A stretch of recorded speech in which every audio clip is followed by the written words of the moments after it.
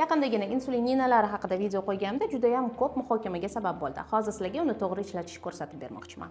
Insulin korobkada, upakovkada sotiladi va buning ichida 3 ta yoki 5 ta insulin shprits bo'ladi. Sizga dorixona bitta shpritsi ruchkani beradi va dorixona sizga nina beraymi degan savol beradi. Ko'pchilik ninani korobkasida sotib olishi mumkin yoki ninani alohida olib uni joylab berishligi mumkin. Nina mana shunaqa holatda bo'ladi. Ninani orqasidagi nakleyka olinib, shpritsga o'rnatiladi, buraladi.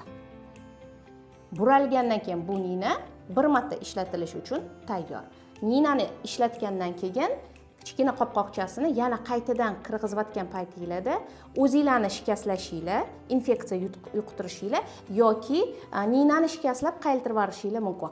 Agarda ninani ko'p marta ishlatilsa, ninani uchi qaylib ketadi yoki sinib ketish ehtimoli bor va insulin yonidan chiqib ketishi mumkin. Shuning uchun ninani bir marta ishlatgandan keyin baklashka qilib qo'ysanglar, baklashkaning ichiga ishlatilgan ninani solasizlar hamda keyingi ninani keyingi gal uchun joylashinglar mumkin bo'ladi.